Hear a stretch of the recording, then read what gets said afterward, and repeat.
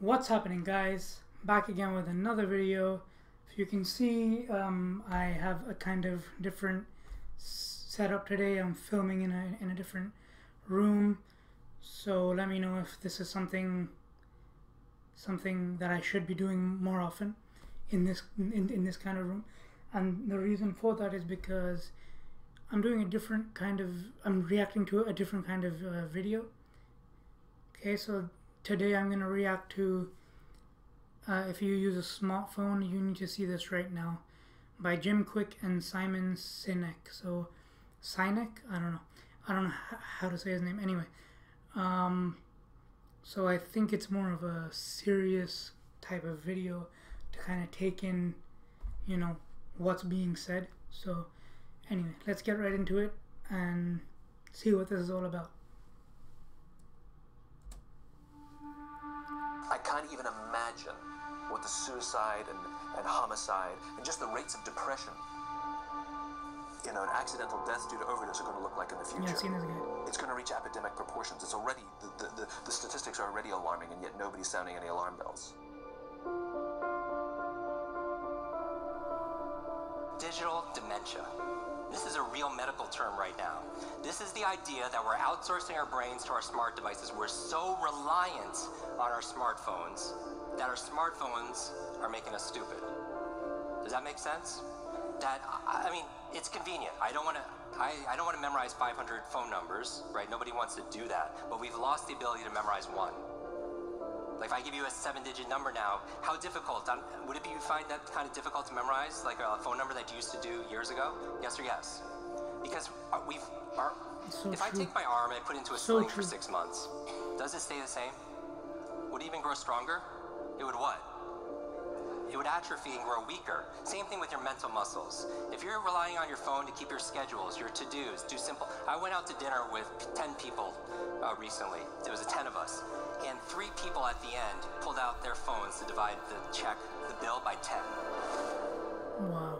We've lost the ability to be able to do certain things, and so that's where digital dementia is. Smart devices could be extremely convenient, but they could be crippling also. So it could be a balance. Can I borrow someone's phone, please? Anyone? Thank you. Okay, there is a subconscious reaction to these devices when we use them. Okay? What if I were to hold my phone while I'm talking to you? I'm not checking it, it's not buzzing, it's not beeping. I'm nothing. I'm just holding it. Do you feel at this moment that you are the most important thing to me right now? No, you do not. Because there is a subconscious reaction we have to the device. When it is out, it makes the people around us feel that they are less important. So when we're walking down the halls in our offices and somebody says, "Hey boss, can I ask you a question?" You go, "Sure, what's on your mind?" We've just told them they're not that important. Or we can go, "Sure, what's on your mind?" And if you don't have a pocket, find a shelf, put it on the shelf, come back and say, "Sure, what's on your mind?"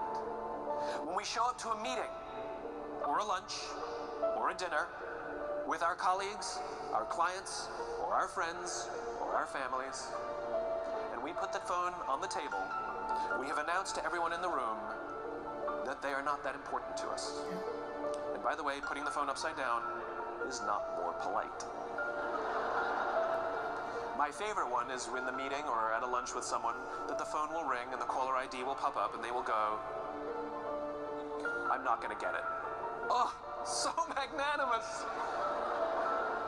Oh, I'm lucky to eat with you today. Or they could just put the damn thing away. You can tell how addicted we are. When somebody pulls out their phone when you're with them, how uncomfortable does that make us feel? You're walking down the street with someone, they pull their phone out. We feel stupid, so what do? We pull our phones out. We're so addicted. Somebody goes to the bathroom when we're at dinner, and what do we have to sit there by ourselves? God forbid we should look around the room for 5 minutes. We pull our phones out.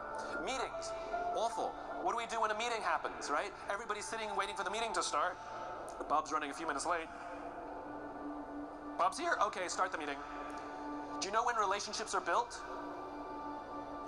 All that in between time. Thank you very much. Parents have to intervene. We have to stop giving our kids free access to social media and phones at young ages. They are not ready for it. Their minds cannot cope with the dopamine. Balance is fine. You You can give a kid a phone, but they can't use it in their bedroom. They can't have it at the dinner table. They can't take it to school. They can only have it up to a certain hour, and you take it away.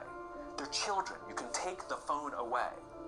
We've got to intervene as parents. But as companies, we now have to deal with the influx of kids that are coming into our companies with addiction. Watch, I see it all the time. Walk through any office. You'll see the older employees have their phones on the sides of their computers as they're working. You'll see the youngest employees have their phones face up in front of their keyboards between their arms as they're working. This is how they work. That's true. And the science is alarming. They did experiments on mice where they did the multitasking. They put flashing lights to mimic going from the computer to the cell phone, the computer to the cell phone to the TV. The mice that were exposed to the changing lights, it took them 3 times longer to solve a maze than the mice that weren't, and the damage was permanent. It didn't improve when they stopped the lights. Wow, it's so true, because, you know, I'm seeing a lot of people doing this, you know, where they go and chill with friends, but then they're speaking to their other friends who are not with them on their phone. You know what I mean? Like, you know, well, people, you know, they don't want to sit still for 2 minutes, you know, just like what he said. You know, they don't want to sit still for 2 minutes. They can't just like sit and look around, you know, enjoy. Even I'm, you know, I'm guilty of, you know, being on my phone when I really have no reason to be, you know. Even just, you know, sometimes I'll just, for no reason, I'll just, you know, be sitting around, not talking to anyone, and then I'll be like, I'll just pull out my phone. I'm not even looking at anything in particular. I'll just pull it out just because I feel like I need to do something in that moment, which is some, you know, it's a waste. It's such a waste. Wow. Food for thought. So anyways, guys, let me know what you think in the comments below, and leave a like and subscribe for more videos, and I will see you in the next video.